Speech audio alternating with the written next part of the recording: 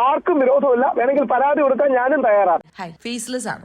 നമ്മള് ഒരാഴ്ച മുമ്പ് കണ്ടത് ഹണി റോസ് സോഷ്യൽ മീഡിയയിലൊക്കെ ആരവം സൃഷ്ടിച്ച് വിജയത്തില് നിൽക്കുന്നതാണ്. ഇന്ന് ഹണി റോസിന്റെ അവസ്ഥ വളരെ പരിതാപകരമാണ്. താങ്കളുടെ വാദങ്ങളെ ആയുധമാക്കി, ഒരുപക്ഷെ താങ്കൾ നേരിട്ട് ഇടപെട്ടില്ലെങ്കിൽ കൂടിയും ആയുധമാക്കി സമൂഹ മാധ്യമങ്ങളിൽ അത് ഹണി റോസിനെതിരെയും അവരുടെ കുടുംബത്തിനെതിരെയും തിരിച്ചുവിട്ടുണ്ട്. അവര് തന്നെ സൂചിപ്പിച്ച പോലെ ആത്മഹത്യയുടെ മുനമ്പിൽ നിൽക്കുന്നത് പോലെയാണ് അവർ നിൽക്കുന്നത്, മാനസികമായും സാമൂഹ്യപരമായും. കാരണം അത്രയേറെ ഹേറ്റ്രഡ് അവർ സമൂഹത്തിൽ നിന്ന് ഇപ്പോൾ സമ്പാദിച്ചിരിക്കുകയാണ്. ബോച്ചെ പറഞ്ഞതിനെ ആരും ന്യായീകരിക്കുന്നില്ല.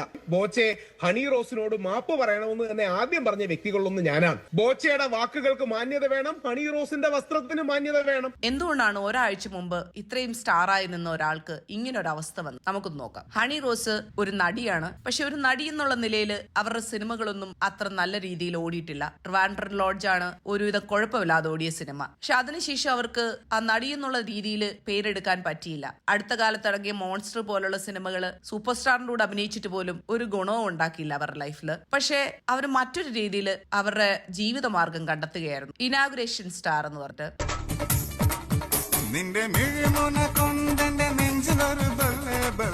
ഒരു കാലത്ത് ഇനാഗ്രേറ്റ് ചെയ്യാൻ വ്യവസായികള് ആദ്യം വിളിക്കുന്ന അല്ലെങ്കിൽ ആദ്യം ഓർക്കുന്ന പേര് ഹണി റോസിന്റെ ആയിരുന്നു. അതിന് കാരണം ഹണി റോസ് വന്നാൽ അവിടെ ആള് കൂടും. അതിന് പല കാരണങ്ങളും ഉണ്ടായിരിക്കാം. അതെന്തോ ആവട്ടെ, നമ്മളത് ചർച്ചയ്ക്ക് എടുക്കുന്നില്ല. ആ ഒരു പടി നന്നായിട്ട് ചെയ്തുകൊണ്ടിരിക്കുകയായിരുന്നു. പക്ഷെ സോഷ്യൽ മീഡിയ അവരെ തലക്കും വിലങ്ങും ഇട്ട് പീഡിപ്പിച്ചുകൊണ്ടിരുന്നു. അവരുടെ ആകാരപടിവിനെ കുറിച്ച് പറഞ്ഞ് അല്ലെങ്കിൽ അവരുടെ ഡ്രസ്സിങ്ങിനെ കുറിച്ച് പറഞ്ഞിട്ടൊക്കെ സോഷ്യൽ മീഡിയയിൽ അവരിടുന്ന പോസ്റ്റുകൾക്ക് താഴെയും അതുപോലെ ക്ലിക്ക് ബൈറ്റുകൾ ഇട്ടും എല്ലാം അവർക്ക് എതിരായിട്ട് അല്ലെങ്കിൽ അവരെ താഴ്ന്ന രീതിയിൽ സംബോധന ചെയ്തുമൊക്കെ പോസ്റ്റുകൾ അല്ലെങ്കിൽ കമന്റുകൾ വരാറുണ്ടായിരുന്നു സോഷ്യൽ മീഡിയ. പക്ഷെ അവരതൊന്നും മൈൻഡ് ചെയ്യാതെ മുന്നോട്ട് പോവുകയായിരുന്നു. അതൊരു നല്ല കാര്യമായിരുന്നു.